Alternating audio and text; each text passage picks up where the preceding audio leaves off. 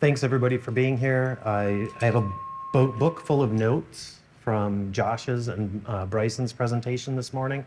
So we'll try and attempt to continue to weave some of those themes in. And anyways, appreciate being here. Thank you all for being here. My name is Andrew Ohrt. I'm with West Yost Associates, which is a engineering consulting firm, water, wastewater only.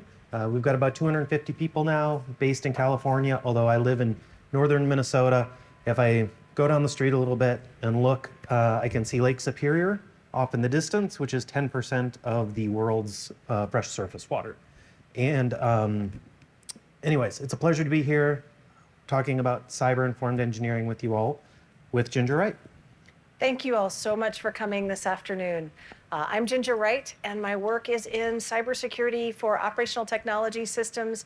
And my current passion, which you will learn a lot about today and have an opportunity to learn even more, is cyber-informed engineering. And we'll talk about what that is as the story goes on.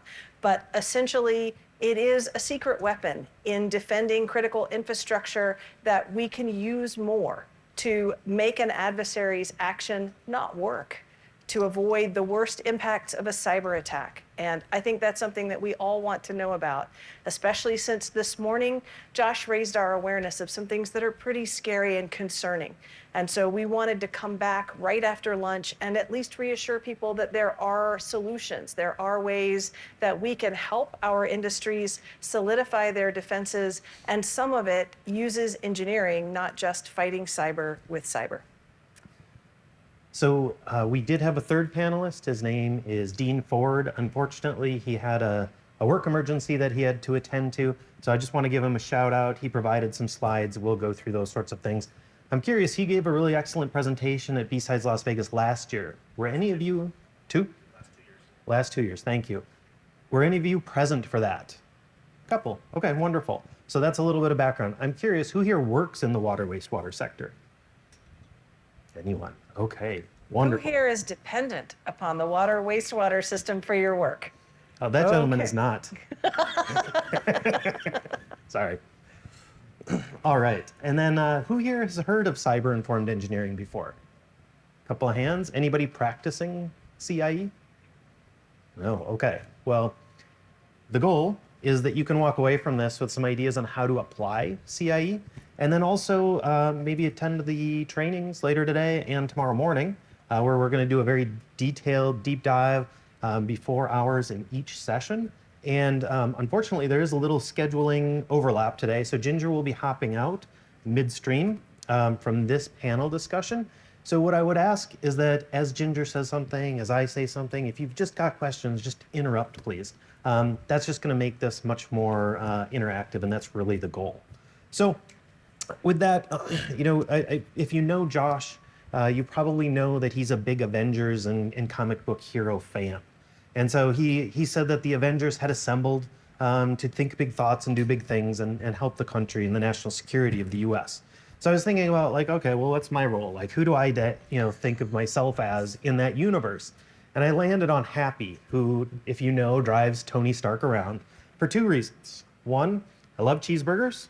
And two, it's really my job to get the defenders of our infrastructure to go where they need to go, to do whatever they're going to do.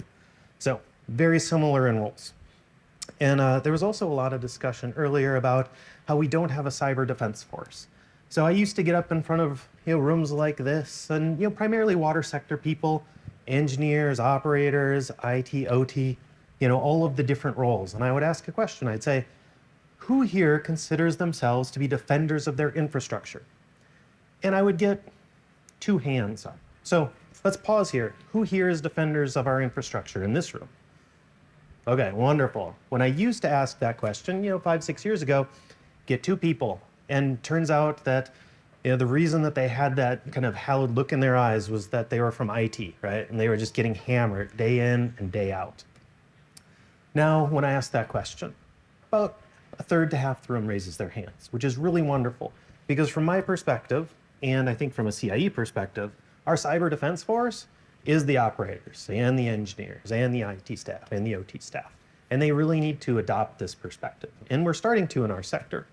So those are kind of some starting thoughts to bring us back to the the prior conversations. So we've all relied on water at some point today. We probably drank some water. We probably made a contribution to the wastewater system. And yes, I use that term very specifically. A friend who helps run the City of Sacramento Department of Public Utilities taught me that. It's all a contribution. It's full of resources. Let's treat it accordingly. So if we think about where our water comes from, right, there's a watershed somewhere. When I go and I do risk and resilience assessments in the sector, the best days are the ones where I have to go into the coastal range of Oregon and look at the source water. Drive through all of the national forest land, which most people never get a chance to go to. So those are the best days. But anyways, generally high elevation, up in the Cascades, something like that, we have a natural reservoir of water. That water is then brought into a water treatment plant, it's treated, and it gets pumped out into a distribution system. In that distribution system, there are going to be pump stations to make sure the pressures are right, because there's always changes in elevation. And of course, there are going to be water reservoirs to store water. And this is going to include large reservoirs that are on the ground, and also the water towers, right? And a funny joke from the sector is, it's funny how towns always name themselves after their water towers. But I'm bunch. Yes, thank you. That was a joke grenade. It was. There we go. And then we have all these mains. Some large water mains can be 10 feet in diameter. That's really big, right? You think about the valving and the design and the structural engineering that goes into those. We haven't even gotten to the control system yet. It's really impressive, but most mains are probably in the 2-inch to 48-inch, depending on their function and how many people they're serving. The water is conveyed to the hospitals, to your homes, and then, of course, we use it and we put it into the wastewater system, and it's conveyed away from us to a wastewater treatment plant, where it's treated, made safe, and then discharged into a receiving water body, whether that be groundwater or surface water. Now, we're going to be very focused on water today, but we don't want to lose sight of wastewater, and I'll bring that up a couple of different times in a couple of different ways. But we just want to make sure. Speak for yourself. I'd like to lose sight of wastewater. Fair enough. All right, so we'll come back to this a little bit later.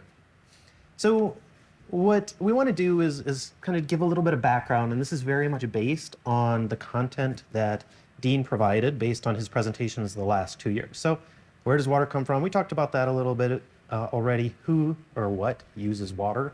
What are some of the threats? And we're going to start from an all hazards perspective. And then questions, please don't hesitate. So some of Dean's foundational principles, right? This idea that there's no accidents. Certainly there are probably more failures of imagination than anything. People are very much centered to this. The executives have to be bought in, the engineers have to be thinking about it, the operators have to be aware, and they all really have to be defenders. Cyber can really be a wonderful unifying conversation, especially within the context of CIE, which we'll get to. Cyber, of course, is one of the many risks that we manage. A lot of my clients convey water in seismically active zones. A good shake is going to be really hard on all of those linear assets, right? And it's pretty hard to replace those. It costs a lot of money and takes a lot of time. And then, of course, I think probably just like every sector, Ginger, technology is outpacing our ability to maintain it and possibly secure it. Everybody wants the benefits of technology, but very few of us are willing to pay the price. So briefly, where is the Earth's water? Primarily in the oceans. There's a little bit in freshwater. When we think about freshwater, we've got about 2/3 of it in the glaciers and ice caps, 1/3 of it in groundwater, and a little bit of surface and other freshwater sources. When we think about those surface and other freshwater sources, because those are what we can easily use, a lot of that is in ground ice and permafrost, about 20% in lakes. The aforementioned Lake Superior is a big one of those. And then lots of other places, swamps, marshes, ponds, etc. So we're very focused on the easy to get water because that's the least expensive. Now, of course, there are some desal plants or desalinization where they can take ocean water, treat it, and provide drinking water based on that. In the US, that's not something we do much of. That's primarily in the Middle East and Israel. So I think I've talked about this already, but it's a really nice slide and it's showing the water cycle. So of course, water flows downhill, and we get evaporation out of lakes and oceans. Wind carrying the weather carries that upstream, creates snowpack, glaciers. Some of that water that melts goes into the ground, goes into surface water bodies like streams, and I don't remember, Ginger, was it creeks or cricks? Probably depends on where you're from. Creeks for me. Okay, creeks for me. All right, so it does differ quite a bit from electricity, and Josh and Bryson talked a little bit about what the water sector really looks like. So depending on how you define a water system, there's 151,000 water systems. Now, if we dive into that number a little bit, there's going to be about 500 of those systems that serve 100,000 people or more. About 500 systems serve 50,000 to 100,000. And then about 9,000 systems serve 3,300 people to 50,000 people. Right? So we have this huge diversity of scale of operations. And you might be thinking 3,300 is kind of a weird number. Why would we pick that? That's going to represent about 1,000 connections. So you say one connection is about 3.3 people on average. Now, those systems serve about 80% of the population, and we have 16,000 public water systems that serve about 75% of the population. Water systems are very local. They are not widely connected. In the off chance that there is a connection, it's very rarely sized for anything other than a very limited emergency support. And oftentimes water systems do not like to test those connections, which are usually, there's two pipes coming in, there are two valves, and then potentially a third valve in the middle. They don't want to test it because it can change the direction of the flow of water, which can cause all sorts of sediment to flow in ways that it hasn't flowed before, cause all sorts of issues. So that's not something that's widely done or widely used, even though in some cases those connections exist. The Bay Area is actually a really good example where there are lots of connections. They just aren't exercised or used. Let's see. We do have to, of course, treat wastewater to prevent sanitary and pollution from getting into primarily our surface water bodies. So two quick stories on that. One is if we have any Chappelle Show fans from back in the day, of course, there's the Charlie Murphy skit where he talks about the purifying waters of Lake Minnetonka, in the one of the Prince skits, right? So Lake Minnetonka is beautiful. If you ever have a chance to go, it's wonderful. However, Met Council, which is the regional wastewater provider in the Minneapolis-St. Paul area and the surrounding 7-county area, they had an operational mishap, and they had to release a bunch of wastewater into Lake Minnetonka. It lost that sort of purifying status briefly, and they had to just let nature kind of run its course. And the reason that they had to do that was they couldn't convey water to the plant effectively. They had two options. One was to let the wastewater flow into the lake, or two, let people's basements fill up with wastewater. So they chose the lake. That's a pretty bad day for a wastewater utility. Similar things have also happened in Hawaii along Waikiki Beach. So imagine you take your family to Waikiki, there's a wastewater release, nobody can go in the water, even in the ocean, right? So pretty bad days. It sounds pretty shitty, said Josh. So there we go. All right, who's using it, right? Residences, of course, we're using it. The casino's using it as a commercial entity. We use a lot of water for cooling and heating. One of the things that is really emerging is the concern around water resources and data centers. I don't know have you looked into this at all, Ginger? Some of my peers have looked into it, and I believe there will be a presentation on that tomorrow morning. Ah, wonderful. Thank you, Emma. So everybody go to that presentation tomorrow. So I actually have done work for a utility in the National Capital Region that serves a lot of data centers. And they actually had a mishap where a data center was about this close to shutting down for one of the big cloud service companies. And it caused them to hire me for a year full time to help them figure out emergency management. It was not cyber at all. It was just how do we communicate? How do we take all this data that we already have and get better? Energy, of course, there's a lot of places where you can't generate energy without water. Public safety, fire hydrants, and sanitation. Fire hydrants, right? That water doesn't need to be safe to drink, right? So there's always a little bit of tension in, do we provide fire water if we can't provide safe drinking water? Healthcare, which we'll talk a little bit about more, food, transportation, and then recreation, which we've touched on. All right, so this is a kind of a complex graphic of the source and use of fresh water in the US in 2015. About 2/3 of the water came from surface water, about 1/3 came from groundwater. In places like California, where groundwater resources are dwindling, there's a huge movement to create new surface water based utilities. So there's kind of the pendulum swings back and forth a little bit over the decades, and right now we're swinging towards surface water. And you can see, oops, I'm not sure how that did that, but you can see that there's lots of uses for water. And of course, it was touched on this morning a little, the food, energy, and water nexus. That's a big topic of conversation, and Emma will cover some of that tomorrow. So one of Dean's clients, I don't know who it was, but they do serve nearly 800,000 people, provided this quote. So a really wonderful quote about the importance of water and hospitals in that connection. So hospitals are the most critical customers that we serve. Even a few minutes without water is detrimental and prevents a major life safety threat. Our hospitals are some of the most significant water users in our system. ABC Health System as a whole is our largest customer by volume and revenue. Each hospital is also in the top 15 users monthly report.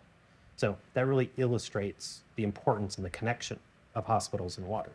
So if we look at how a hospital is actually using that water, so 42% sanitary, HVAC 23%, all that heating and cooling. Interestingly, medical processes 14%, right? And my guess is that associated with this is there's probably a lot of on-site treatment systems to get that water chemistry just so.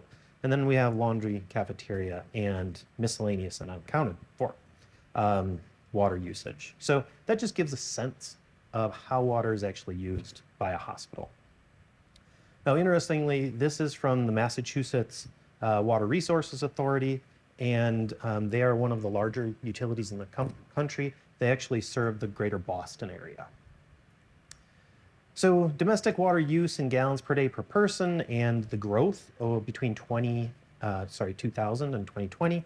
So you can see we're here in Nevada. So there's a pretty high water use compared to other states. Domestic water use here is between 101 and 125 gallons per day. And the population here is growing like crazy, 55% in those 20 years. So one of the things that we are observing here, you take some time and look at this, people are moving out of some of those northern states and going to some of the warmer states and western states, and that's causing water stress in different ways. So some threats that we always have to be concerned about is concerns around the quantity and quality of water, and we'll get into some of this when we talk about the cyber portion in a little bit. Droughts, quality impacts, wildfires are rampant, of course, and it just causes chaos for water quality. Physical threats, contaminant inserted into supply. There was, I think, in 2013, CBS ran an episode of NCIS where the plot of the story was that a bad actor injected some bad ethyl methyl bad stuff into the water system upstream of a military installation. And they were able to do this because they just connected a pump up to the backflow in the basement of the house. There was no valve protecting that backflow, and so they were able to pump it in. And AWWA, the American Water Works Association, which is really the premier industry organization, actually sent CBS a letter saying, hey, this can't be replayed. You need to take this episode down, because it created such a detailed map on how somebody could conduct this attack on a water system.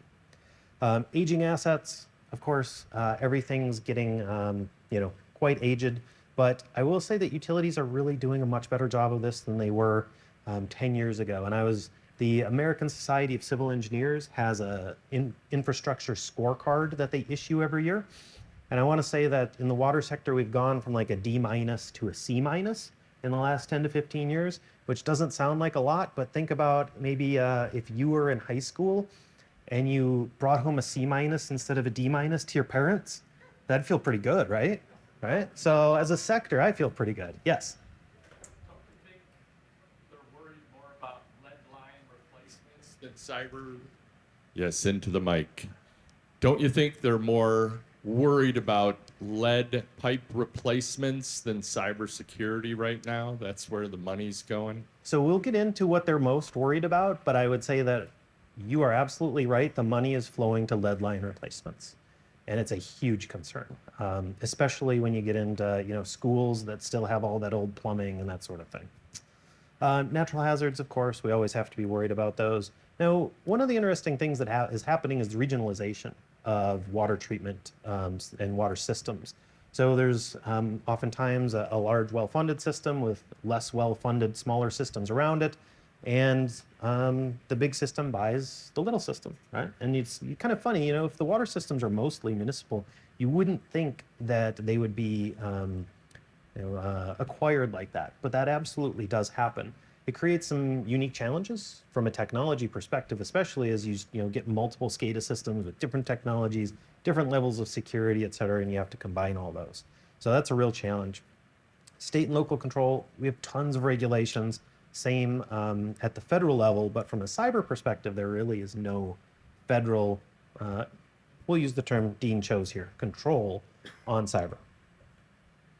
Pollution, I'm not going to spend a lot of time at most of this, but we have forever chemicals, PFOS, PFAS, stormwater and climate change is a big deal. We're looking at people, right? The aging workforce. I would say that a lot of my clients have sort of gotten through the silver tsunami, and they have the average age of their workforce has probably dropped about 10 years in the last 5 years, which is a huge win for them. Funding, of course, is always a challenge.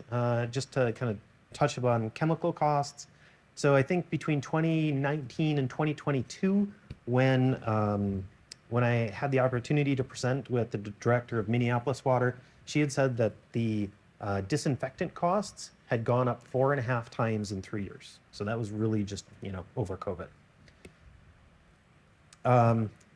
Let's see. So from a cyber and operational technology perspective, there's lots of different things here, but it's OT, right? If it works, don't touch it. I almost grabbed a meme of an old network switch, covered in about 1/2 inch of dust, and it's like, it's still working, don't do anything. So, the good, and some of these do cut both ways for sure. Gravity is our friend, right? Once you get that water up to an elevation, you can leave it there and it'll drain out as people use it, but you have to take a lot of energy to get it up to that elevation oftentimes. Our production process is relatively simple, it's relatively slow, and it doesn't really go boom compared to other sectors.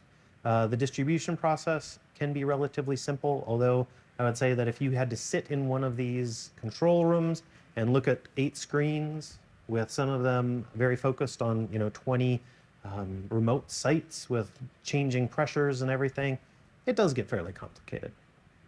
The government finally recognizes water as critical. For the emergency managers in the room, right? Water didn't have its own emergency ESF. We were emergency support function. Thank you. We were actually buried under Public Works, and we're finally getting out from that, which is a really good thing because what does Public Works mostly care about? Roads.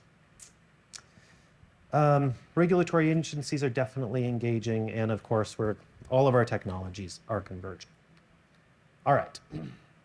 So, to get to an earlier question here, what do we in the sector really think about cybersecurity at this point?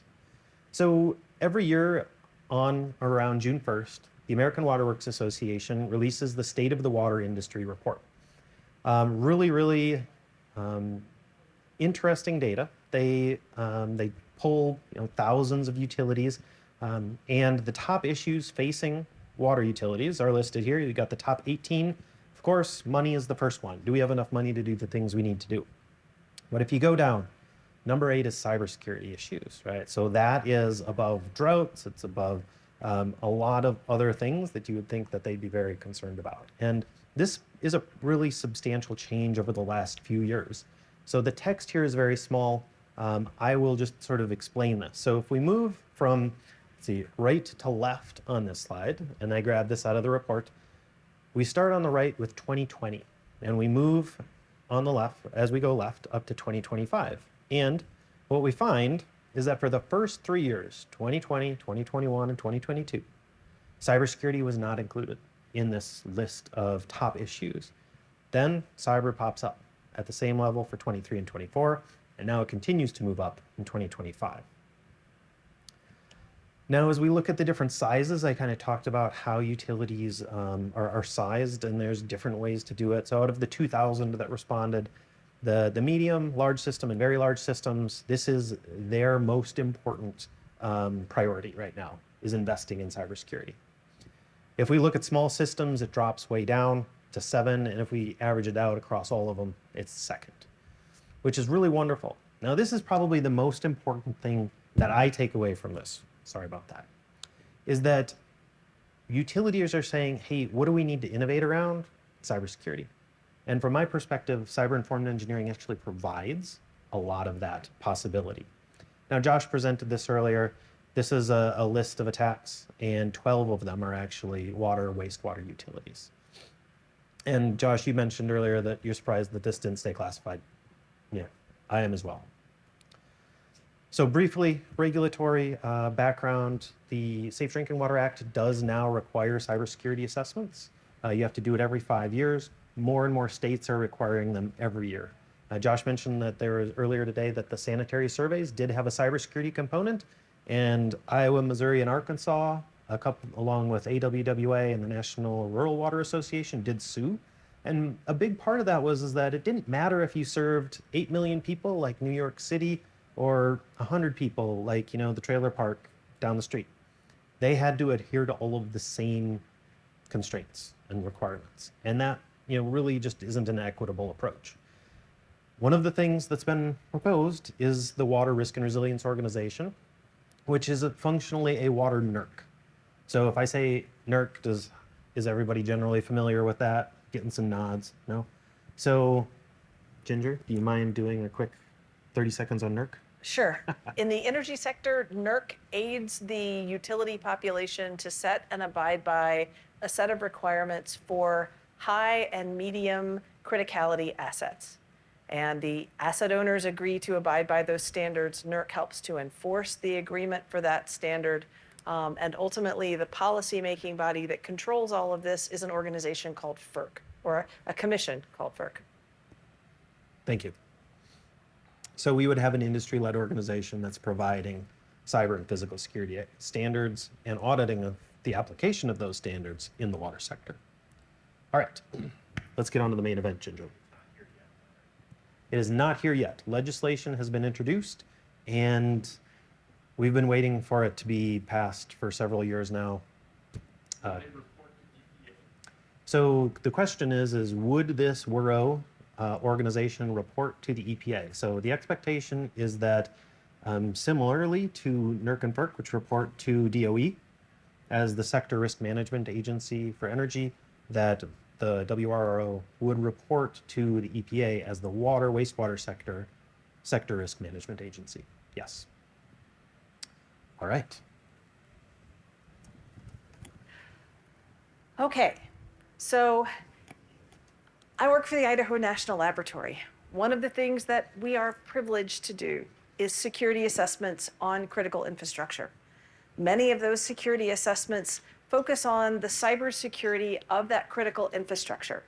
And as we looked across all kinds of asset owners from all of the 16 different sectors, we saw something missing in almost every assessment that we did.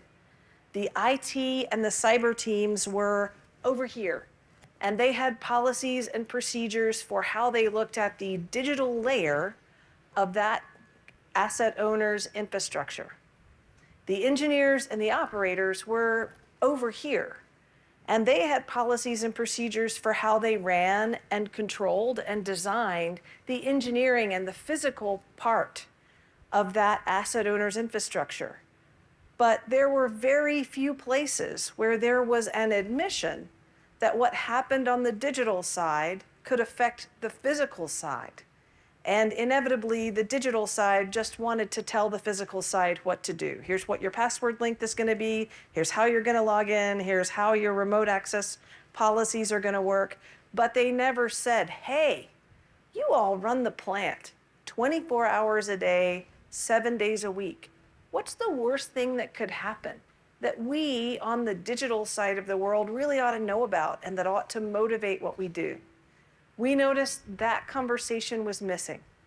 And so we started to pull the thread of what would happen if we could get engineers more involved in assuring the physical side of reliability from digital adversaries and digital adversary effects. What would that look like? What would an engineer need to know? Right now, according to ABET requirements, and ABET is a certification body that certifies universities to teach engineering, we send an engineer to go take a cybersecurity class. Does anybody here know what they learn?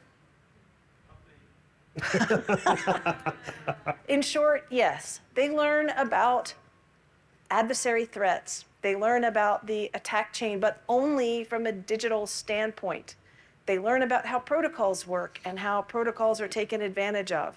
But nowhere do they learn how to apply engineering risk management to what would happen to my production capability if an adversary got hold of critical equipment.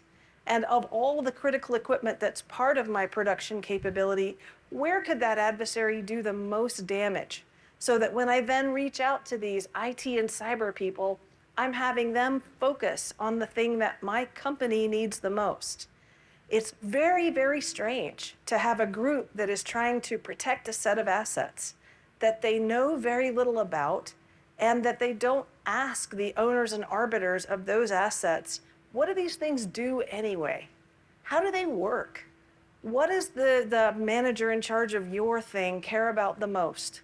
How can I help you achieve that mission? Instead, it's, hey, I've got a checklist of things on the cyber side that must be done for me to get out of here. So can we just do my checklist? So with this idea in mind, oh, do we have a question? Yeah, I was going to let you finish, but since you asked, I work with a water company, and then I listened to a presentation to the Water ISAC group from the EPA, and they sort of said they were in charge. And then somebody asked them, well, what about CISA? Do they like Bigfoot you, or how does that work? So my question is, how many organizations are there out there that want to regulate a particular water district? And how many organizations are out there that want to sort of help at the same time? So, the answer is different. And the answer is changing in time. So you are right. A couple of years ago, it was likely that there would be regulation at the EPA standpoint and at the CISA standpoint, and maybe several other organizations involved with setting how an asset owner might comply with the regulation. What's the kind of compliance model? Does an asset owner set a risk-based approach and then demonstrate how they're achieving it? As we move into this federal cycle, there seems to be less interest in the federal government driving very harsh regulatory standards. That doesn't mean it won't happen, and I certainly do not have a crystal ball to predict where regulation's going in this administration. But I perceive that there is going to be much more localized effort to help asset owners with security needs, but much less force coming down from the federal kind of top, if that helps. Do states typically regulate all these water districts? Yes, they do. And so for, Repeat the question. the question was, do states also regulate water utilities? I'd say absolutely. So the primacy agency, which is going to be the one who has the most strict regulations, can either be the EPA. So in a place like Idaho, to some extent, it's probably the EPA. But if you go to California, they very much want to have primacy over whatever goes on in their states. So their state. So they will have the Cal EPA and the Division of Water Resources, I believe, and DDW, Division of Drinking Water, who are all sort of engaged in different ways. What I would say, like a simple answer to your question is in 5 years, there will be one federal entity that is responsible for cyber for all utilities, and then every single state will probably have their own perspective to some extent. And that can include, do an assessment every year. Hopefully that type of a requirement, which currently exists in the state of Minnesota, I believe Indiana, New York, also will come, there will be some funding that comes with that, but that's TBD. A lot of times that money comes from the feds, and it's not going to, that funding is not going to be available for a while. So that we have a question here, or did? Oh, okay. Thanks. Josh, Okay. did you have a question or a comment? Okay. So with all of this in mind, the cyber threat environment getting more complicated, the technology environment getting more and more digital, and engineers getting not very much closer to being able to exercise good risk management over the kinds of assets they were deploying, we knew that something had to change. So the Department of Energy brought a group of experts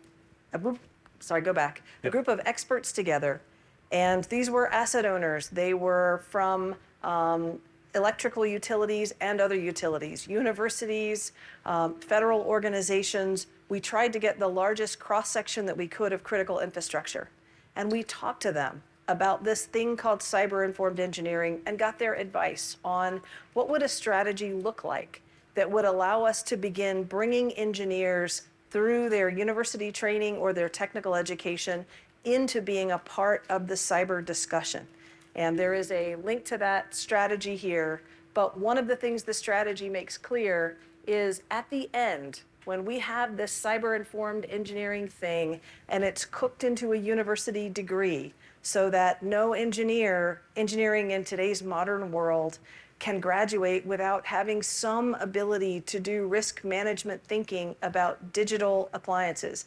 It doesn't mean they need to understand every bit or every byte that goes through it. It doesn't mean that they have to be an expert on the protocol, but they do need to understand what could go wrong if an adversary had full control over it, and how might they prevent that. That would look like engineers incorporating cybersecurity practices into their body of knowledge, including engineering minimum requirements and specifications for physical infrastructure systems that incorporate digital controls. So if you're working in infrastructure and you've got digital controls, the engineers have to come in and determine, is this going to work effectively, and what do we need to add more risk management and maybe even physical controls to? Okay. Ginger. Sorry. I'm just not. Water is new to me Okay. as a critical infrastructure.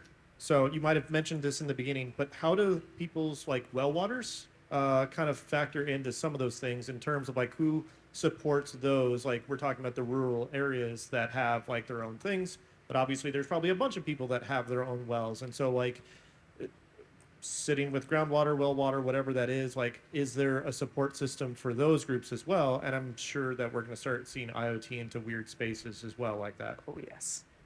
Yeah, so I live in a fairly rural area. I have my own well and my own septic system. And so from that perspective, both of those are governed by either the state or the county, respectively. And unfortunately, well, for better or for worse, right, my well is only dependent upon power. It has a very, very simple controller. It's just if the pressure goes down, the pump turns on, and once the pressure gets to a certain point, the pump turns off, right? There's no electronics beyond that simple mechanism. Now, from a septic perspective, very much regulated by the county. They do inspections, all of that sort of thing. Septic systems are a large source of contaminants to the groundwater aquifers. And it's in some places around the country, they have programs that are called septic to sewer, as sort of the alliteration that they use. And those are programs just to just close down those septics, install wastewater lines so everything goes to that plant and becomes a point discharge. But when we think about modernization in especially residential water systems, I work mostly with energy systems, and there is a profit motive and an environmental motive for many people to install digital energy systems in their actual residence. For anyone who has a home water system, typically those are electromechanical, as Andrew pointed out, and there just isn't that profit motive unless you are the person who really wants to know everything that's in your groundwater at every time of the day to put a lot of automation and technology in it. So we're not seeing cyber creep into the residential water systems to the degree right now that we predict in the future, or the degree it has in energy, but we're certainly starting to see it in municipal water systems. Every organization is looking for automation to tell them how to do things better, faster, cheaper, more. Every organization is looking, and you even got a question this week about use of AI in water systems, and especially at a distribution level, everybody wants some autonomous thing to make it faster and easier for them to do the work they have to do.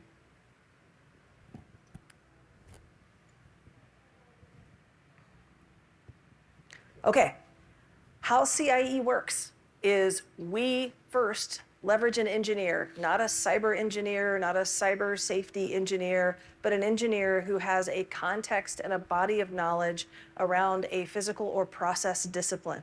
So whether it's space or whether it's agriculture and software engineers, you really do matter, but not for this part of the conversation specifically. We're looking for that physical context area and discipline.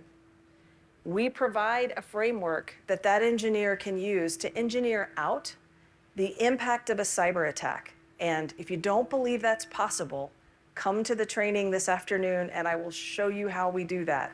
And hold me accountable. If I don't deliver on that promise, let me know. We're focused on engineers and operators, not to make them a secondary or shadow IT or cyber staff, but to use the context they have to harness our cybersecurity protections to the most important systems and the most important functions of our organization. Because often our cyber teams are trying very hard to do a checklist of requirements across the whole system. They don't have time and they don't have the understanding to understand where to apply the most cybersecurity, or where, if a requirement is implemented with laxity, where it has less impact or more. And we're leveraging things that engineers already understand that are not usually part of our cyber discussion, that include functionality, safety, and reliability. Most engineers are conversant in these three things. It's how they make engineering decisions, and it's how we help them make cyber decisions. So in this example, and Josh alluded to this earlier, if an adversary is breaking into a critical infrastructure asset, first they attack the digital domain. And the way that we can limit the probability of that attack being successful is to leverage what we think of as traditional cybersecurity. Absolutely. Traffic controls, routing controls, segmentation, all of the things that cyber people do every day. However, ultimately, if those adversaries are looking to attack the functions of that critical infrastructure, they are ultimately going to have to levy some sort of effect on the physical infrastructure that runs it, either to diminish the amount of control, to diminish the visibility of that asset, to take control away from the operator and do something else. And we certainly saw that in the Ukraine attacks of 2015. I think everybody now has seen the YouTube video of the mouse moving and the operators looking, distractedly, not knowing how to stop that. Those are exactly the things that an adversary would want to do to the physical equipment. And the way that we stop them is putting engineering in place. Engineering in place that limits the impact that the payload can have. Certainly, we don't want the adversary going loose in our networks and wandering around until they find something. But if we have limited the worst that can happen, that traffic through the network is less concerning. And there's time for the IT and the cyber teams to figure that out and to fix it while we're ensuring that our operational technology is reliable and functioning as expected. Okay, cyber-informed engineering has 12 principles. And if you're thinking what I've been told already, I've been told too many. So I'm going to focus on just the two most important, and we'll talk about what the rest do. If you come to the training this afternoon, you will get a deep dive into each of these 12 principles and a chance to actually play with it and work with it in a real use case. So I always like it better when I'm applying something rather than having someone just bloviate with me. The most important principle of cyber-informed engineering is consequence-focused design. We are looking at our system, hopefully from the design phase forward, and trying to design in those engineering controls that limit the potential that digital technology could do harm to our process.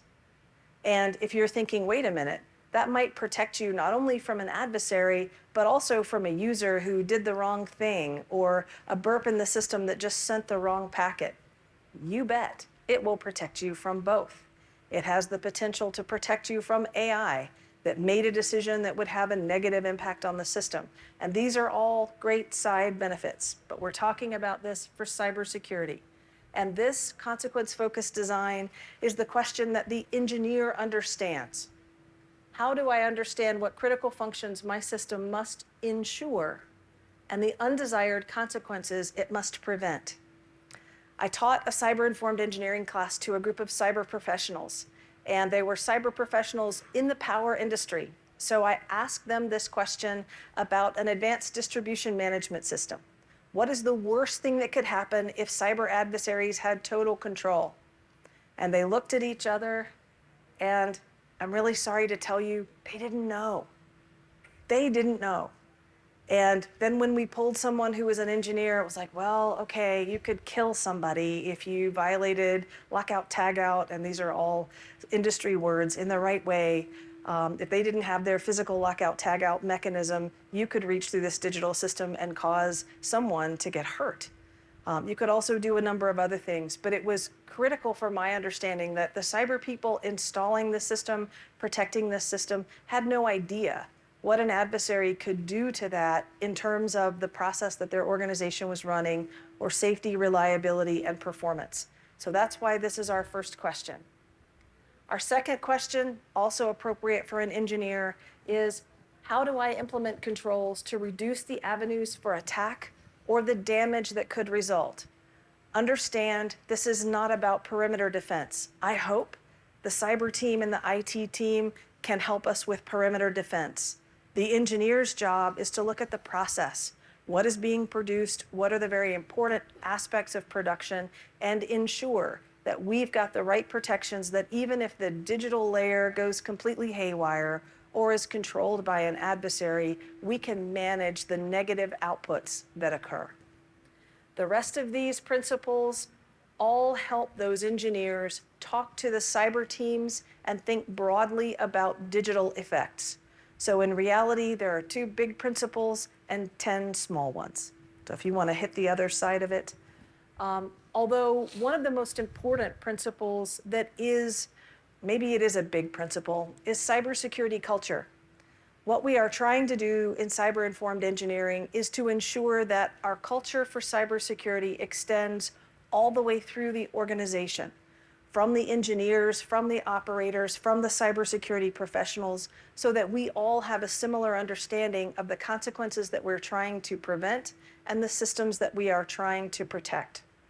That unified culture ensures that we're getting investments in the right place and making the right decisions.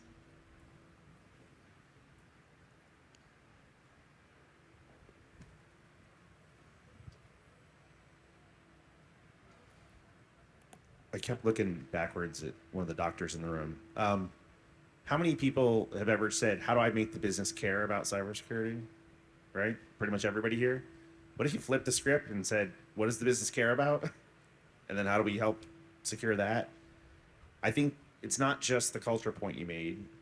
It's that you're meeting them on their turf, in their love language, at their level, and you have handed on a silver platter how you can actually drive value instead of pushing a rope. But the second, and we did this with the medical field, we said Hippocratic Oath for connected medical devices. Mm-hmm. Caregivers already care about their profession. We're just trying to support and enable that. But the last point I'll make, and I almost asked earlier, is on that chart where cybersecurity was rising, I think there's two hazards in that. It looks good at the 50,000 foot level, but how much of that is a NIST cybersecurity framework without application and prioritization, or a CISA checklist of controls, or an EPA version of the CISA checklist of controls, and how much of it is maybe on data privacy, like credit card numbers or billing information, instead of things that can go boom. So the reason I love this is we're not giving them new things to care about. We're taking the things they already care about and making it safer. So I agree with that. One of the things that we often find when we talk to asset owners who are interested in this idea is that when we look at the things that they've done to their systems from a safety perspective, they can already take credit for a lot of cyber-informed engineering. They've already made good decisions that control what bad things can happen in the system. And so what we're asking them to do is, okay, now think just a little bit more about how the digital technology works, and let's build on that design work that you've already done. Andrew participated in or developed a paper that helps to link cyber-informed engineering with your enterprise risk management.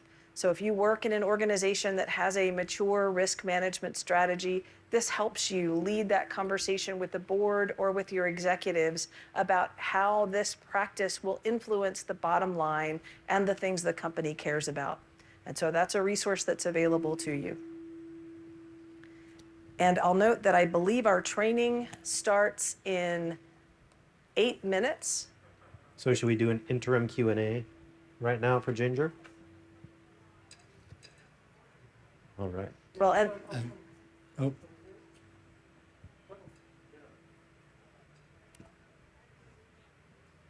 was just going to ask, is your training filled up already, or is there any open slots? so this afternoon's training has some gaps in it. Tomorrow morning's was a little more full. When they talked to us about it, they said there were 22 folks there. So they will, if you have not used Eventbrite and paid your $6.63, they're happy to help you process that even if you're standing in line. So even with 8 minutes, there's time to get in there. And I have Professor Kitty warming the room up with the slides, so he'll get us started, and then we'll come over after that. Great presentation. I have a question.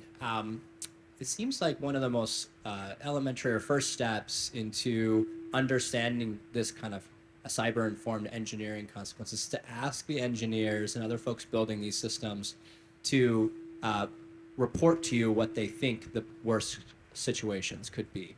And I would agree that's a very important first step. But it is also the case, possibly, that they don't know.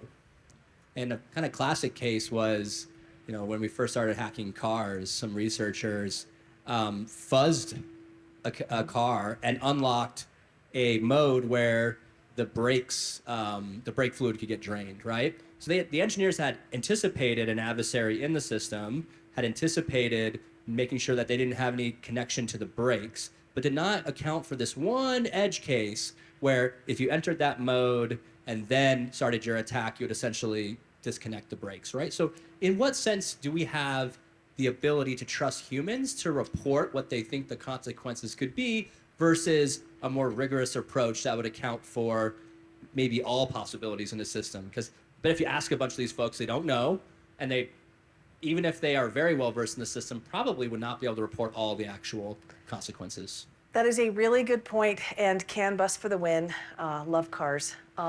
So the best of these conversations are the engineer with someone who has a cyber bit who can talk about, hey, you think that that's what's going to happen. How do you know that that's what's going to happen? And what information is passed by the system? And what guarantees that information didn't get subverted before it got to the point where this next system acted on it?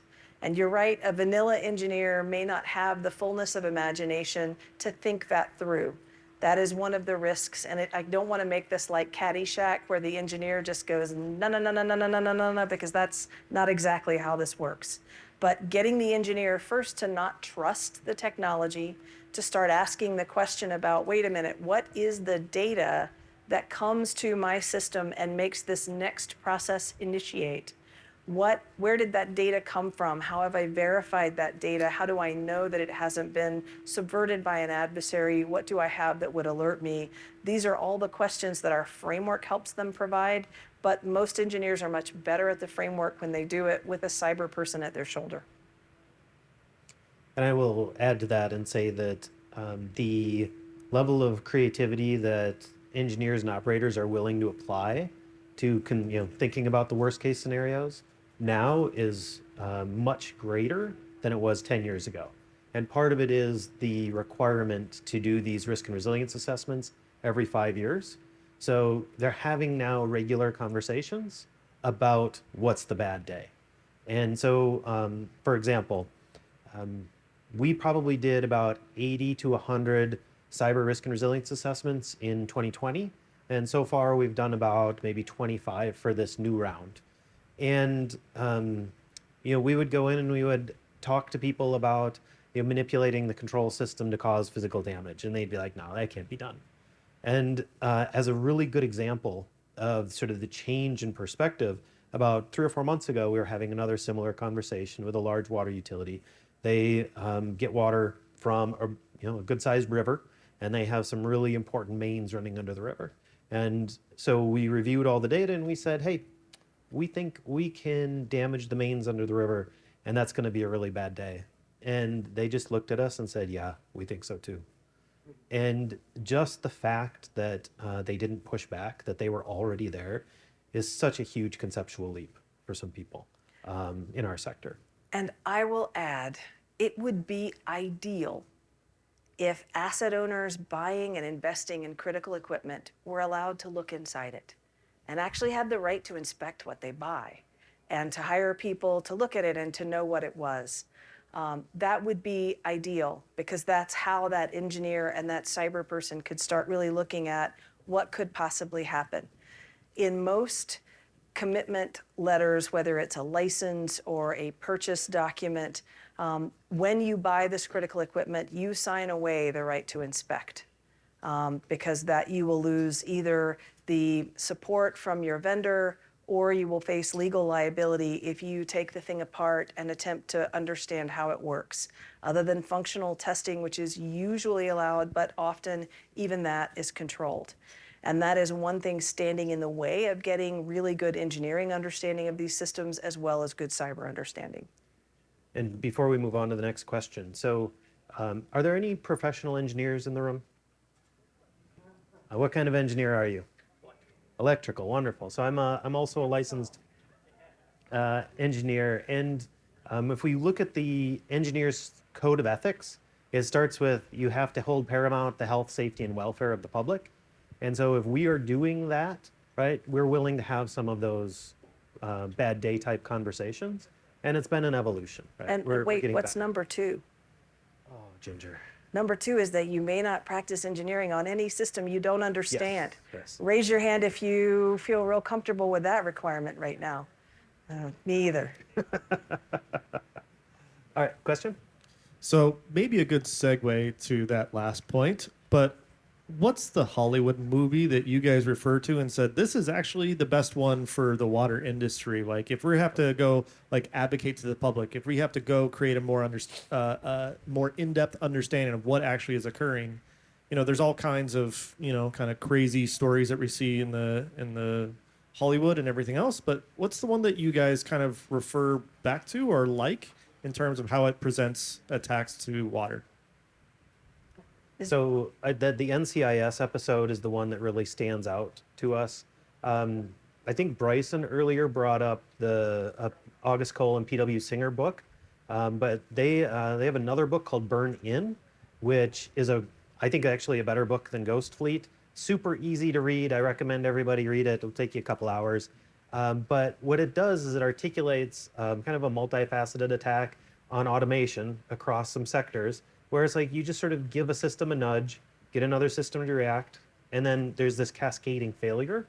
And it's not AI induced in the book, but it's very plausibly could be done by AI. And when I talk to utilities, that's generally what I say. Hey, go read this. It's water specific, and it's just a fun read. burn in. Yes. Yeah, absolutely. Yep. Okay. Should we go into practicing CIE? I think we should. All right, so let's talk a little bit about actually practicing CIE in the water wastewater sector. So as Ginger mentioned, I do get to help her and the CIE team at INL develop resources. One of the other things I do get to do is actually go out and work with water wastewater utilities and do cyber-informed engineering. So you saw the 12 principles, right? And those are really well made. One of the challenges, though, is that we kind of have to boil this down to make the messaging just a little bit easier, right? So 3 assumptions that we always start with is the systems are vulnerable, right? The digital systems are. Our adversaries are well resourced with time, money, and expertise. And if we are targeted, we cannot stop them, right? They will get access. And this used to put people in a really bad spot mentally, but now they just kind of like, yeah, okay, we get it, right?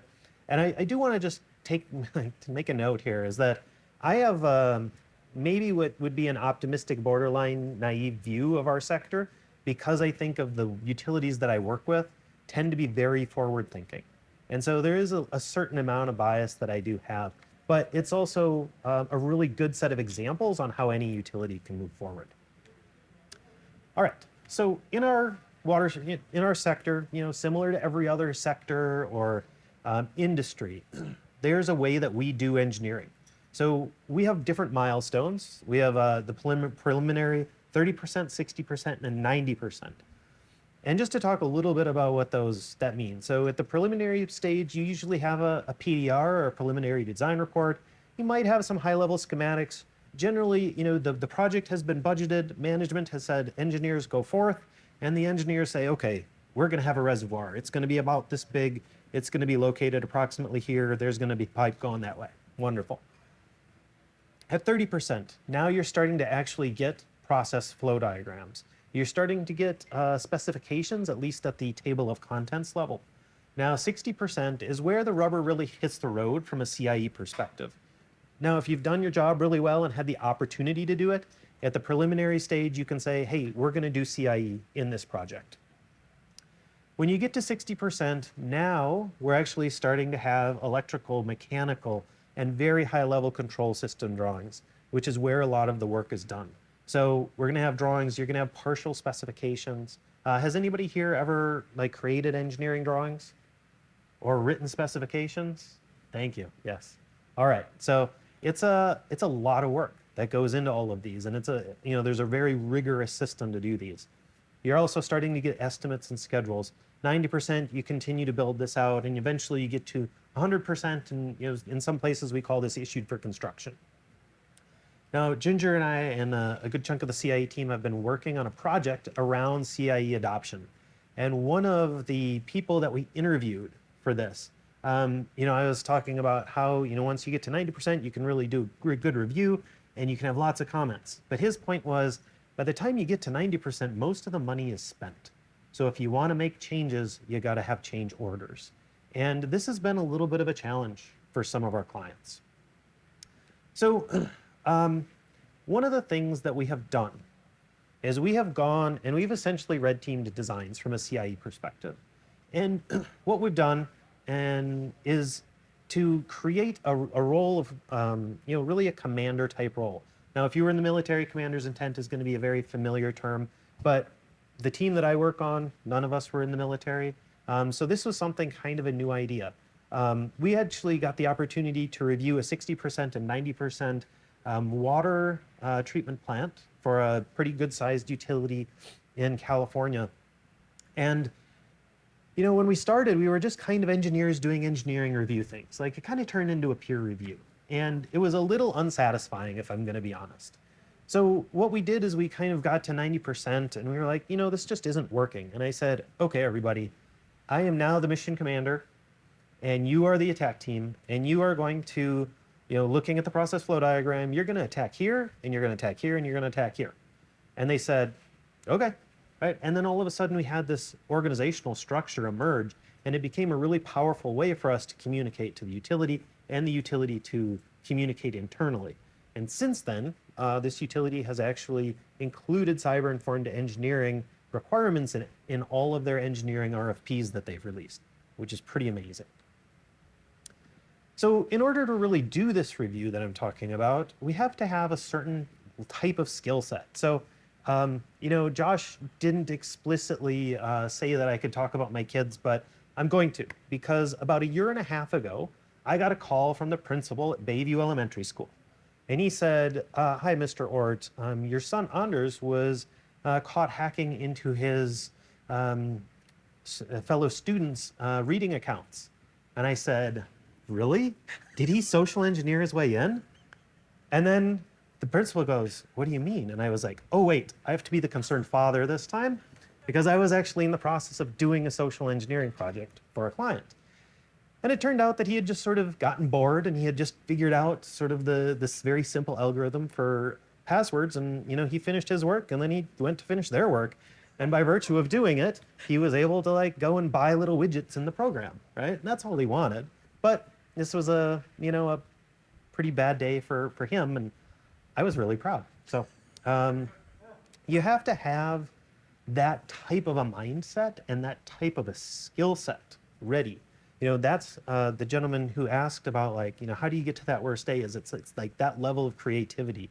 And so you got to have the engineers, right? You probably have that person in your life who's a little bit like my son, who's willing to just try things and mess stuff up and go for it. The operators, right, day to day, they know what's going on in the system. They, in the water sector, are also licensed. And we have run into challenges where we do what we call day without SCADA exercises, and I'll get into that a little bit later. But the operators actually push back on that sometimes because their licensure is on the line. IT and OT cybersecurity, it's a wonderful time to really build some relationships there. Communications and emergency management, I will say emergency managers love this stuff, right? Their whole lives are based around thinking about the worst day, right? They eat it up. Targeting expertise, OSINT is extremely valuable. One of the things that I've gotten in the habit of doing is I'll go to an LLM and I'll just type, hey, what kind of PLC does utility X use, right? And sometimes it tells me, sometimes it doesn't. But I always go and I always report that. I actually, at S4, gave a similar presentation to this, and I told people a story about it. And this gentleman from the East Coast came up and he said, I went to Perplexity and I looked up what kind of PLC I use, and it was Wright. And I had to tell my IT manager to get on that, right? And that was a pretty bad day for him. But of course, and then you've got the people who know how to break stuff and really enjoy it because they also inject a lot of energy. Engineers, we can be a little stodgy at times, especially electrical engineers. I don't know where he went, but I do like to pick on them. All right, so who's really ready to go and adopt CIE? Now, I will say, and Ginger alluded to this earlier, is that every organization, by virtue of doing engineering well, by doing operations well, is already doing CIE to some extent. And that's one of the ways that CIE is easier to talk about with a broader audience than just cybersecurity. Because if we go in and we do a cybersecurity assessment and we're looking at this large group and we're saying, oh, your networks aren't segmented, they're kind of like, oh, I conceptually get it, but I don't really know what that means. But if we go in and we say, hey, are your operators able to operate without the control system? They know what that means, right? And they always have an answer. That could have been last Tuesday, right? Because the SCADA system just doesn't work very well. Or it could have been 10 years ago or 20 years ago. So, it's easy to build on those sorts of things. When we have a certain level of organizational awareness, right? Leadership is very concerned. OT is outgrowing IT's protective cocoon, which is something that we see a lot more of. It's really important. And when engineering is a little bit more resilience focused in general, but also open to the cyber conversation, because they recognize to some extent that it is partially, at least, their problem. And then, of course, IT and OT, they have to get along, right? This is really, really important. Now, this is probably the most impactful term when I do presentations that I introduce. Engineers, for as long as engineers have been around, have been very accustomed to this concept of a failure mode. And if you look at a water pump, especially some of those at older utilities, these pumps can be 100 years old very easily. I mean, they're just huge chunks of steel. I mean, really impressive. And they've lasted that long because they were engineered to not catch on fire and not blow up and, not do all those sorts of things. And they've been really well maintained. So engineers understand failure modes, and we understand, how to prevent them in many cases. What we haven't often done, though, is say, hey, there's somebody else on the other end of that wire that wants to intentionally make this system fail. So when you couple that idea of cyber-enabled and failure mode, you start to really get engineers to perk up, right? Then they start to recognize some possibilities that perhaps they didn't before. Can I add Please. one more idea? Yeah. So we're using the word failure here, but we have failed to define it. Often we think failure mode means the system is off or rendered unusable. It just no longer is available. For an engineer, a failure mode is a disruption in safety, reliability, or functionality. If I mess with one of those three characteristics, that is a failure mode. So understand that a cyber-enabled failure mode may make the system work faster, work better in some aspect, so that it hastens on its way to burning out a pump or causing some other downstream aspect. So it's very important for us to understand what failure mode really means from an engineering context, and that it's not just, I made the pump go boom. It may be, I made the pump run a lot faster and vibrate a lot more, and that caused the pipes to burst, and now we have a real problem. Yes, thank you. All right, so I talked a little bit about engineering in the water sector, and one thing I didn't do is I didn't give context on sort of the volume of content at each one of these stages. So preliminary design report, we're talking order of magnitude 50 pages, maybe 100. 30% design review, we're talking maybe 200 pages or so. 60% design review, probably about 300, 350. Now we really get into specs, and we're probably talking over 1,000 pretty easily. And then once you get to commissioning, right, that's a whole other story. That's tons and tons of checklists and that sort of thing. Now, Ginger, I don't think I've actually told you this yet, but we've been working on a CIE project for a water wastewater utility who is in the process of designing and soon to be commissioning a new pump station for the water system. And what they have realized is that their engineer was unintentionally delegating all of the responsibility for cybersecurity to the integrator, which was another contractor, and the asset owner didn't really have any visibility on what the integrator was doing, what kind of capabilities they were doing. So what the asset owner actually asked us to do was to write into the engineering specifications language around how they can operate this pump station without the control system, and then also how will we actually protect this control system from misuse.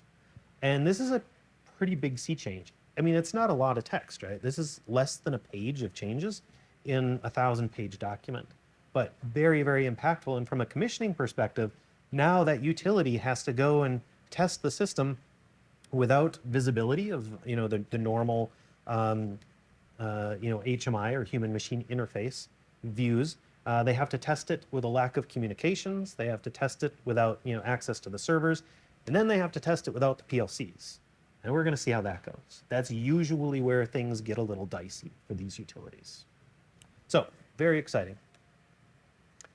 All right. Do you want to start this one? I would love to start this one. Go for it. So there's a classroom. Oh, go ahead. Ask your question. Totally okay.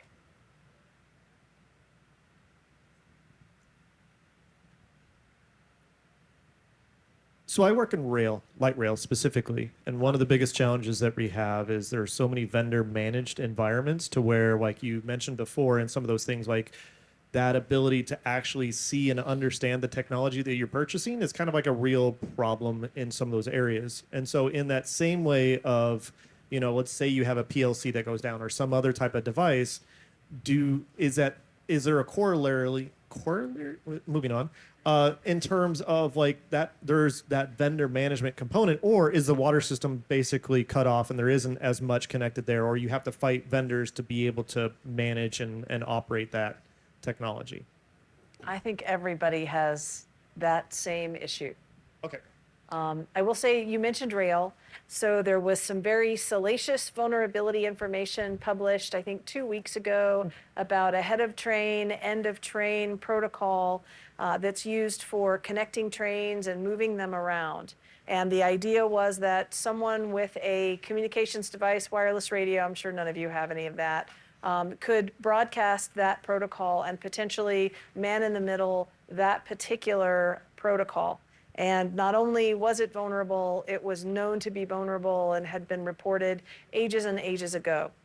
So that was when the cyber people reported that vulnerability. It was reported as if the physical part of the train didn't exist. And it was the vulnerability of this protocol that was the key thing to look at. As we started having conversations with train experts around this protocol, there are other things that are on the train, physical protections, engineering protections that protect that train, even if that digital layer is subverted. And that was one of the examples that we cheered about, where we're able to say, hey, yeah, there is this critical vulnerability, and it does exist in the digital layer, but because the engineering and operational layer was somewhat aware of it and was concerned about it for other reasons, that's a very high intensity safety operation for any train yard. There are engineering controls that ensure that the impact of that vulnerability is not going to be met. So that was at least a win on the train side that we had. So in the classroom that's doing the training, they're going to do a deep dive with cyber-informed engineering. And we wanted to give you at least a taste of what they're going to do. So I'm going to have you leave your ordinary work, whatever it is, and come join me at the municipal water station. I've hired you all. Thank you so much for saying yes. Your paycheck is coming. It will have a lot of zeros in it, a really lot of zeros. Your job? Yeah, no other numbers, but a lot of zeros. You can tell your parents, I got a job at B-Sides and I'm making a lot of zeros. So we have these water booster pump stations. They are dotted out across the city. As Andrew said, they keep the pressure in the system at the right level for the environmental conditions and our systems, and they ensure that if a subscriber pulls a tap or operates the system, they get the water they expect in the right amount. They also discourage, because of the pressure in the system, the growth of biologic agents that would make our water undesirable and potentially poisonous. So we got a grant from the state, and we're so excited. Right now, we maintain these booster pump stations by driving to them. We have 2 engineers in the truck, and they go from pump station to pump station, and they reset the pumps to be right for that day or that week, and then the next week, they're doing it again. The good news is they do a lot of physical work in that booster pump station when they're there. The bad news is that's really expensive for us, and we'd like our engineers planning other growths in the water system that we'd like to do and focusing on making the system overall better. So we got a grant from the city. We are going to install cloud-based monitoring and control on our water booster pump stations. Who here is excited and wants to be part of this project? Okay, I got a couple of people tentatively like, maybe, just with all the zeros, I'm not gonna write that on my resume, and it's totally okay.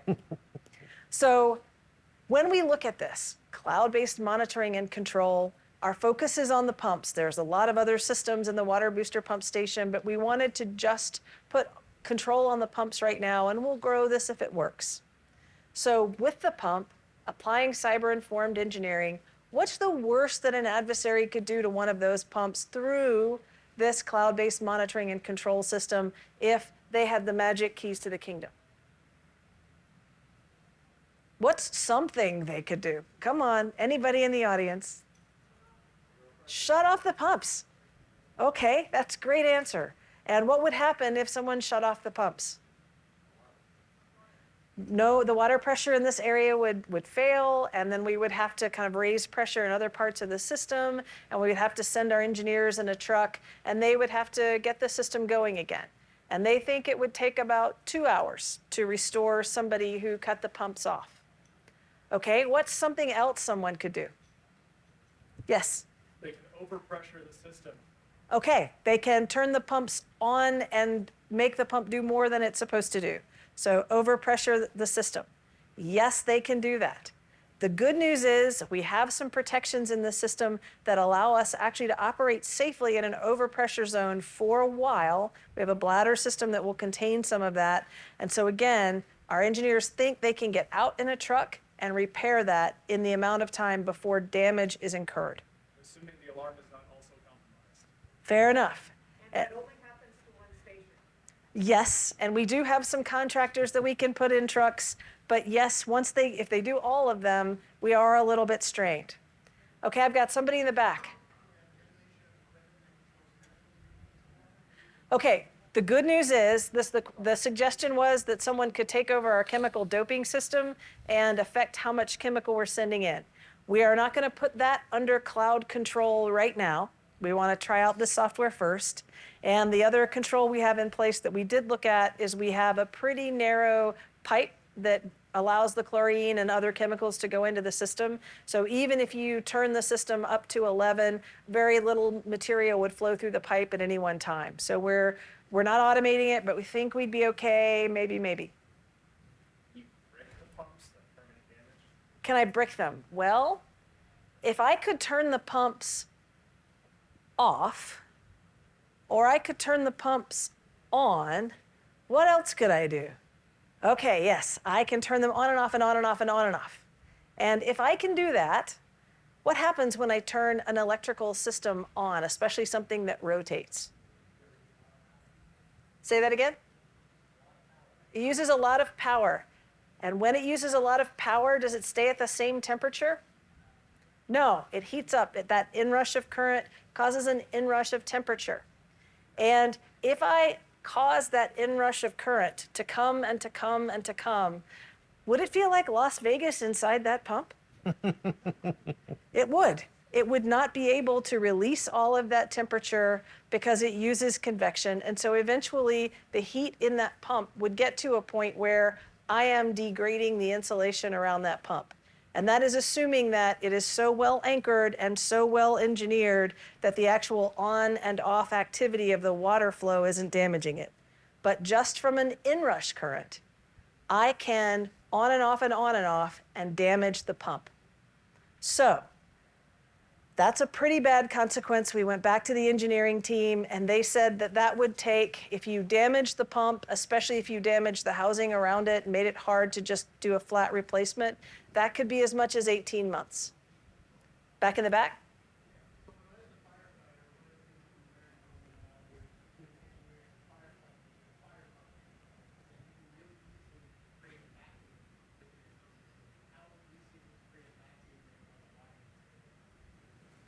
So creating a vacuum, the good news is this large pressure tank right here has a bladder system in it. And so it is designed to absorb some of the fast pressure changes that our system has. And we think we can ride out what an attacker could do using this particular pump, given its power compared to the tank. So we think we're okay in that.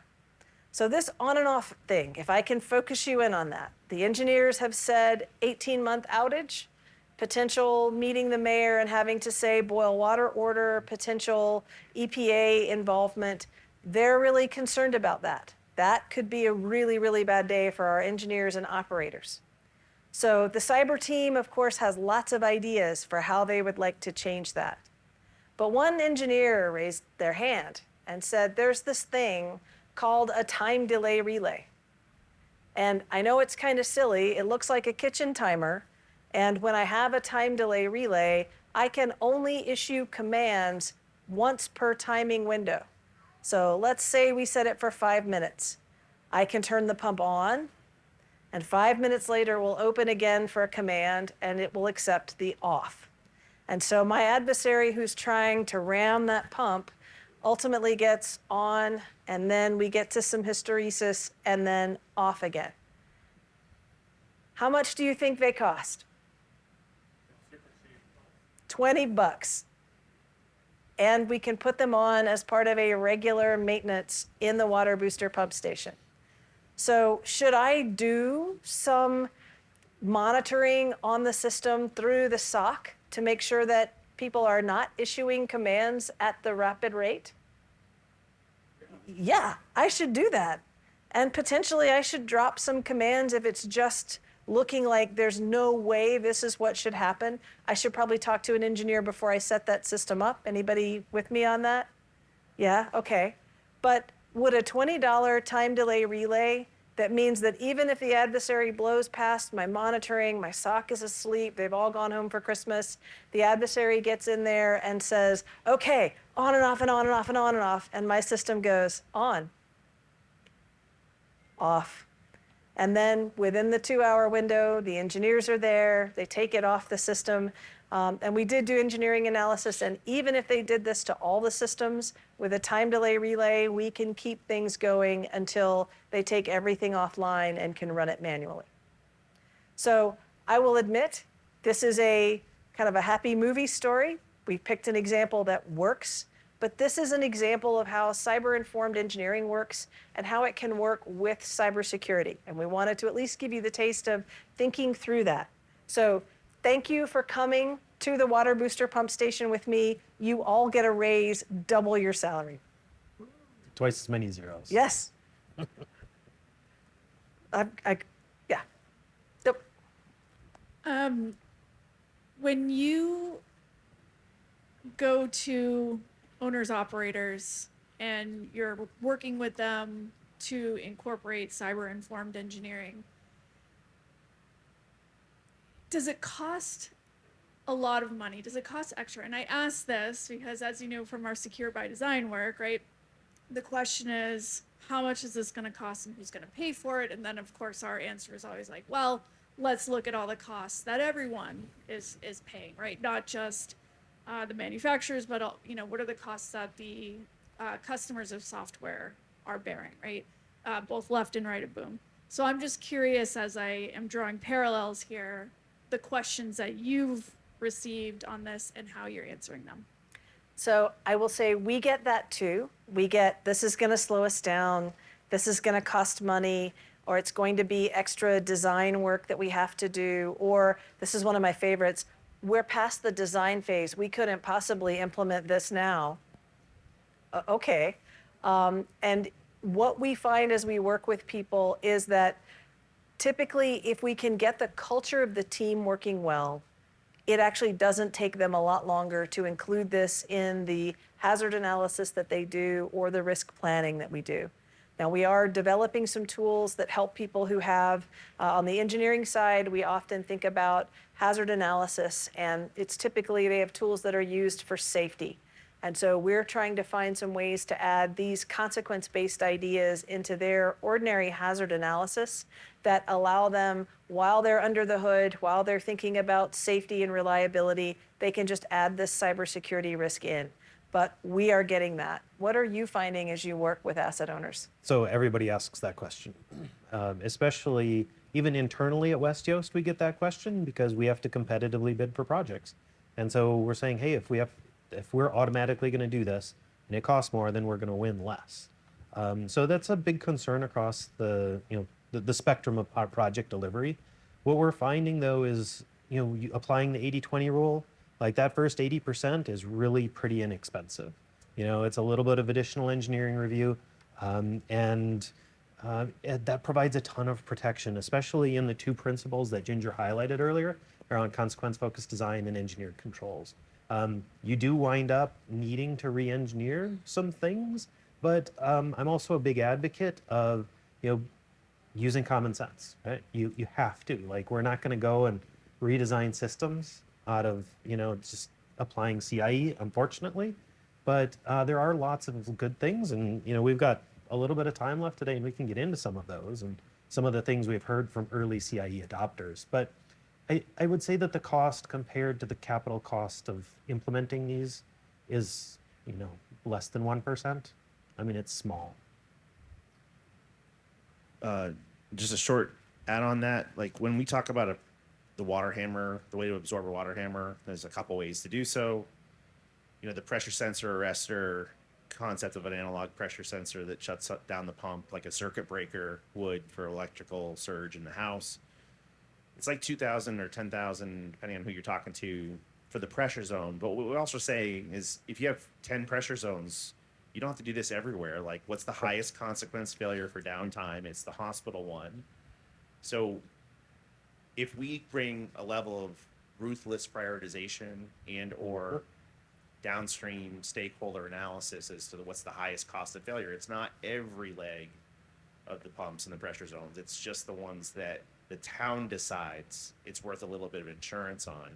Then we can maybe prove it's a high value thing, and then it's net new. Every new greenfield power or water plant might say that was a worthwhile investment. So we have to maybe pilot this narrowly and then see where we can put it in going forward.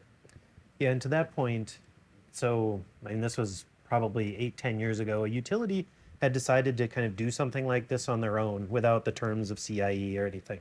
And what they had realized is that some of their most important influent mains were in really poor condition. And so they started to get concerned about overpressure, water hammer, blowing these mains out, causing damage. And I would say that to replace these mains in total was probably at the time a high 8 to low 9 figure type of investment. You get into all kinds of property rights issues when you try and do these things.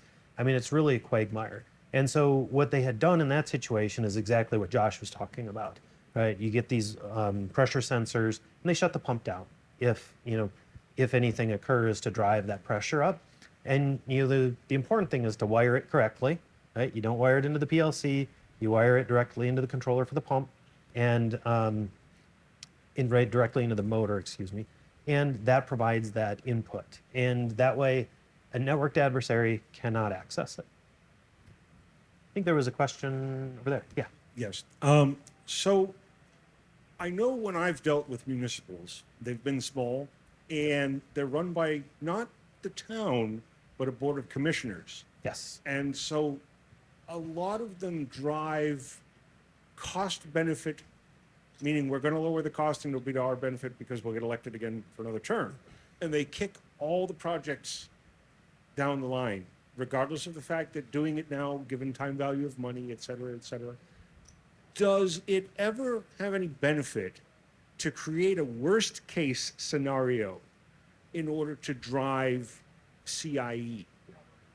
Or really, I mean, I guess any change, but in this case, to really change the way they're looking at this. Do you mind if I talk about Idaho? Please. Okay, I've got to leave for the training, so this will be my last part. But before I left, I've got an alternative idea for you. So sometimes we can create a worst case scenario, but let's face it, how many of us have seen a whole lot of FUD? And how much of us are becoming a little bit resistant to FUD? Fear, uncertainty, and doubt does drive action, but sometimes it drives action without reasoning being engaged. So we had a wonderful experience in the state of Idaho. The state environmental organization was doing a call for their yearly grants and loans for municipal water entities or anyone else who wanted to put an update in their water system.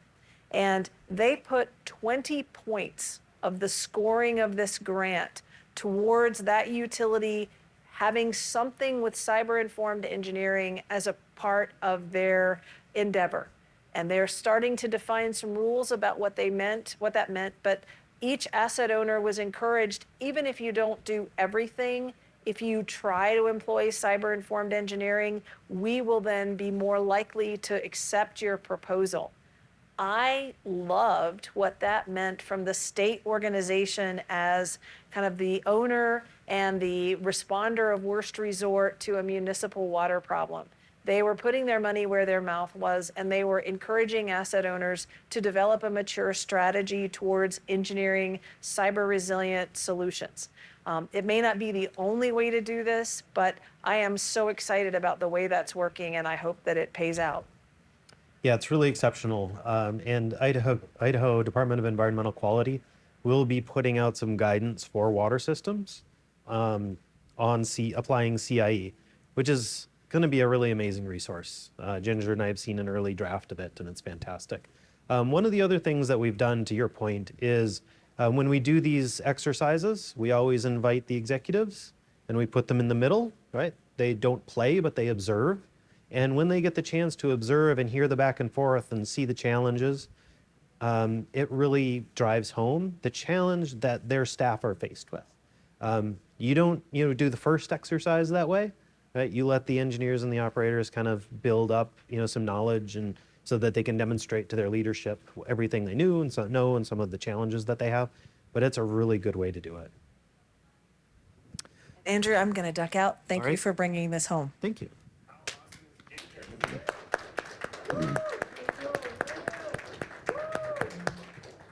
And I'll be over there soon.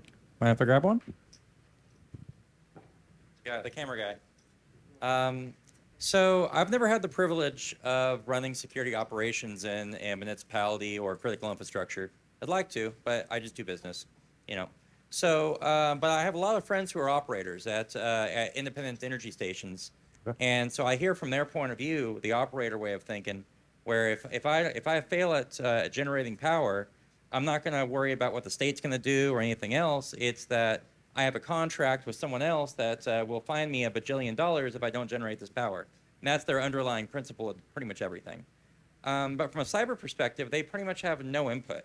So I'm wondering if you see the future of operators having an interface with the Security Operations Center to where the operators start thinking cyber rather than the IT guys and the operators, two different worlds. Where do you see the intersection?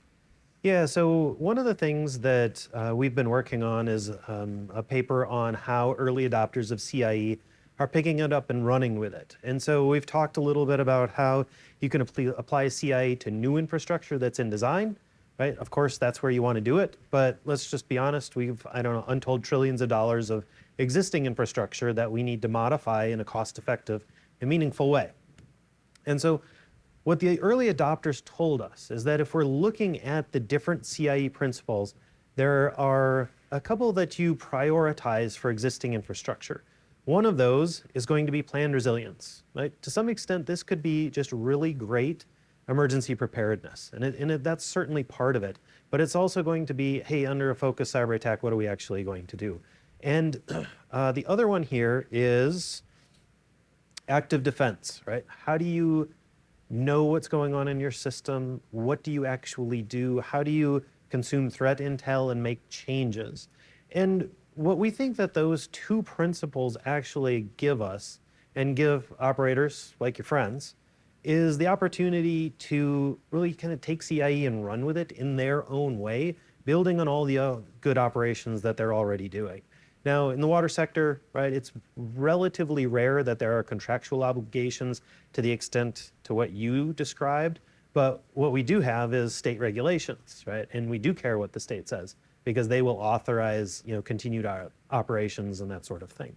So, if you have existing infrastructure, existing systems and organizations, right, focusing on those, and those can be some of the lower cost type things that an entity can do to adopt CIE. So that's what we say. And if you go to the CIE implementation guide, there's, I think, it's like 1,200 questions, right? And the guide isn't meant to tell you how to go and do CIE. It's to get you thinking about how to do CIE. And if you think about it, so there's 12 principles. I think there's 7 engineering lifecycle stages. So you divide 1,200 by 12 by 7, and you wind up with 14 questions on average per principle per lifecycle stage. And so it's really a great way to start adopting CIE and picking it up. If you go to the training, and we'll get into that. It's way too much to talk about here. So does that answer your question? Good.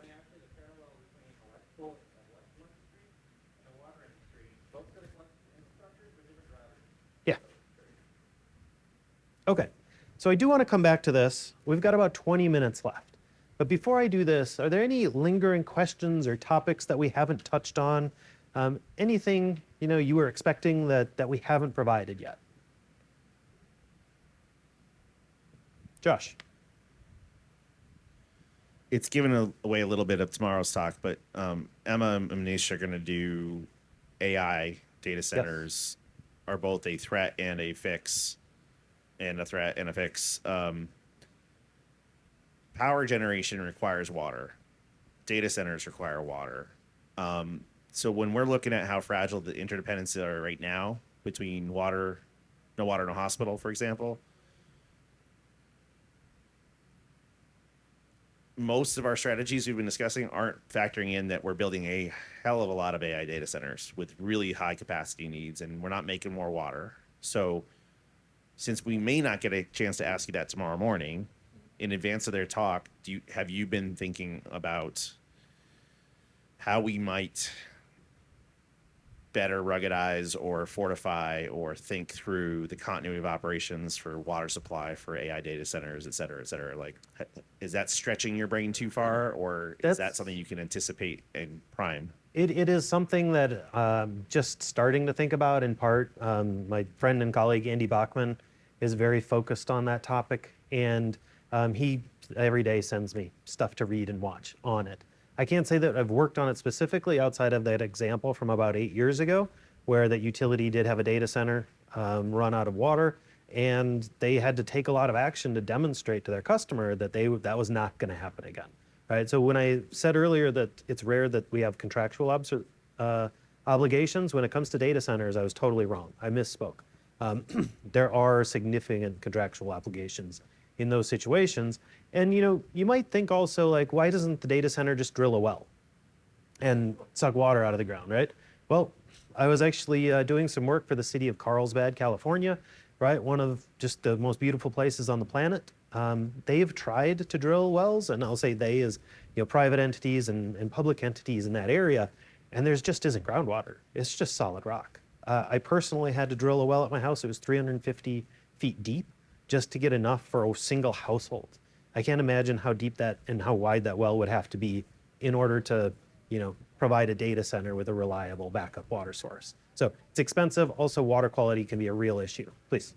And I almost wonder, like, we've seen this before a little bit when Bitcoin was all the boom, and everybody and their mother was like, oh my God, Bitcoin, like, let's string together 10 different video cards. And then all of a sudden there were heating and cooling issues, like the same type of thing from a draw. And so is there a corollary? I still can't say that word. I keep trying to really see how that might, in some way, obviously the AI thing is going to be much bigger, but could we use like the Bitcoin mining thing as a anagram? Yeah, certainly. Picking a different word. I'm sure we could. Yes. Yeah. So I think that this will become a much greater topic, just as source water stressors, continue to pose problems for our industry. Josh, anything you want to add on that? Are we good? Yeah. Okay. Well, attend tomorrow.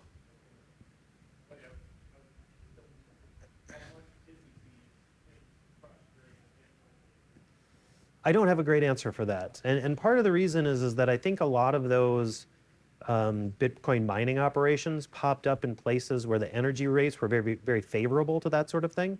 And I don't, I do a lot of my work in California, which was not conducive to that. Not so much a question for you, just I've been listening to the feedback on and off, and had some hallway feedback as well. If you were here for the opening remarks with the couple draft videos we did, there's Ginger brought up FUD, right? Fear, uncertainty, and doubt. And one of the things we said last year when we opened this track, but we maybe failed to remind people this year, is this is a very tough set of topics, because just because it's scary doesn't mean it isn't true. So there's equal and opposite sins that we could commit, right? I feel like the more consequential something is, the more forthright we have to be, which means you never exaggerate it and you never coddle people or downplay it. And the problem we had, we've leveraged FUD for so long in the vendor community that we've lost all our credibility. And when you cry wolf all the time, when there are actually wolves at the door, no one's going to believe us. So this is part of our hazard for this particular project. Is several people this morning thought some of the videos were not scary enough, and some of them thought they were way too scary. And we've had Congress people tell us you need to make these scarier. So there probably isn't a single right answer for how scary they are, other than we may have to make a lot of stakeholder specific videos. So the Waterhammer video has been very effective with professional engineers who helped us understand that. The hospital video has been very helpful with clinical staff.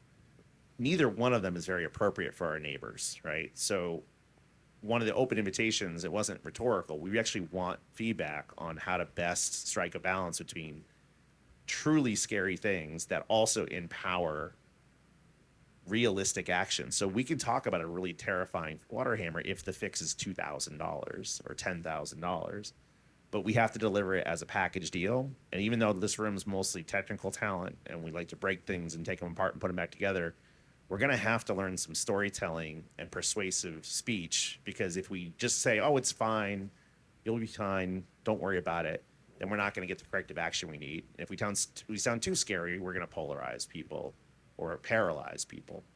So I'm not saying it's easy, but if you find yourself feeling that this is FUD, tolerate that discomfort just for a day or two here and simmer with it, because it might reveal a new, fresh idea or angle. But I'd love your take maybe on how do we balance saying something scary without it sounding like FUD? Yeah, so, and to go back to that water sector industry report that I showed, the utilities are already concerned about this. And it's what I've found is that more people are looking for a solution than they are skeptical of the problem, or they've shut down because the problem is too big. I've gone into a lot of places where the engineers or former operators are really, they're the executive leadership. So when you start using terms around engineering and operations, they understand it, right? As Josh would say, it's their love language. And we're just putting cyber on top of that.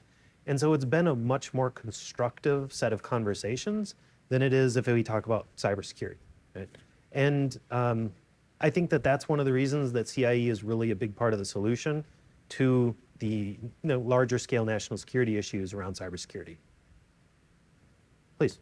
To piggyback on the idea about storytelling and the earlier point on how municipalities operate, as someone who isn't deep in the weeds on various critical infrastructure specific things, because that's just not my day-to-day job, but I am a person who cares about the water that serves my house, and I live in a municipality. To what extent do you see success, or do you wish people would try this more, to just show up at those meetings where the conversations are happening, where the budget discussions are happening? That's a good question. So how much can a member of the public who's not a trusted entity go and really push for cybersecurity? I mean, so most utilities either have a governing board if they're a special district, or the city council is generally responsible. So I would actually just start by talking to your council person. And I would also, most water, wastewater utilities also understand that they service the public, they're taking the public's money and they're doing good with it. And so they want to engage with you because they want to educate you. I have a utility that because of, just making sure that reading standards are relatively low on any of their public facing information, they actually get a lot of phone calls from people who are like, how do you disinfect the water? What is the treatment process? And sometimes they just say, just come to the plant. Let's walk around. And they do wonderful outreach like that. So please engage with your utility. My guess is they're going to enjoy it. They love what they do day in and day out for the most part. And if you're not getting what you want, call your council member. And it may actually be beneficial to them for you to call your council member. We'll probably say this on Wednesday morning, but part of the reason for these 12 pilots, as aggressively as we can, is part of the output of that is we're going to try to give scripts to each of you that you can go ask at your town planning meeting, your city council meeting, your council person. So you don't have to write a bespoke one yourself. We'll give you proven questions that can drive the intended outcome.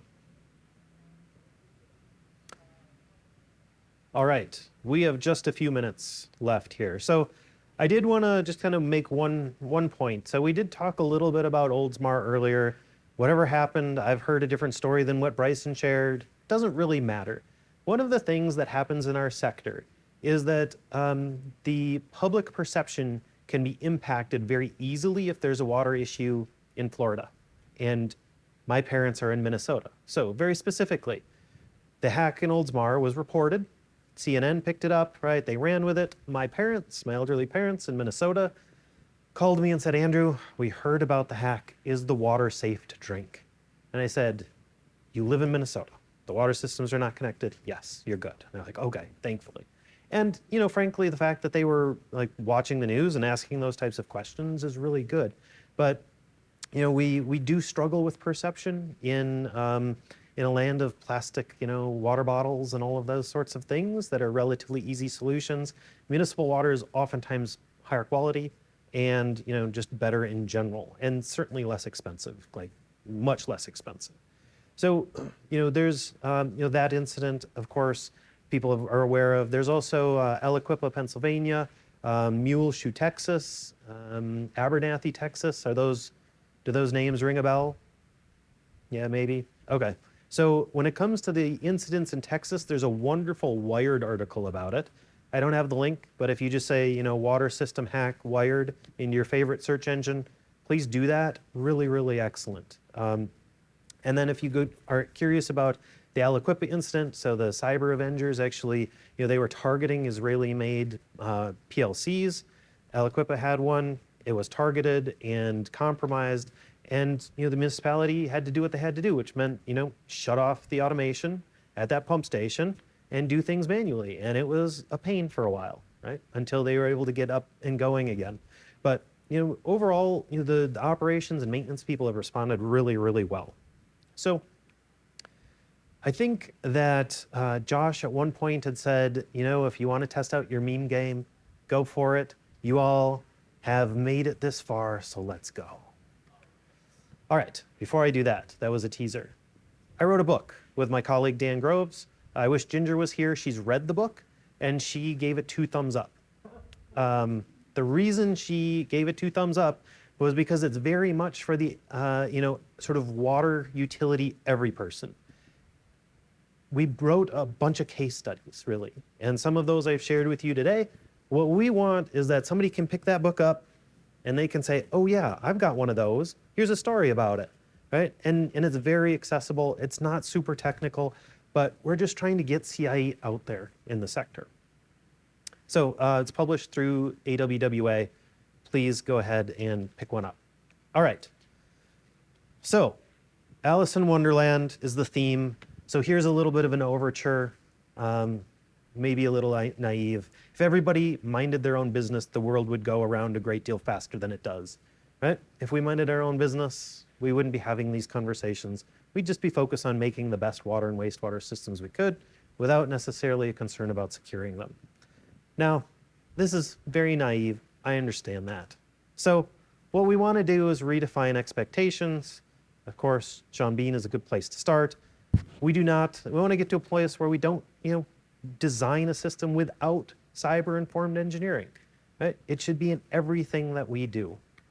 And really, the goal of this is one of my favorites, right? To be undisruptible, right? They've got us surrounded, those poor bastards. They spent all of that time and money and effort and energy trying to get into our systems, to try and compromise us, but they can't actually do it, right? Because we used physics and we used good engineering and we used good operations to prevent any of the consequences that they were really seeking. So it just becomes a shoulder shrug, right? That's what we really want. So with that, that's the extent of my meme game. So thank you. And I'm happy to,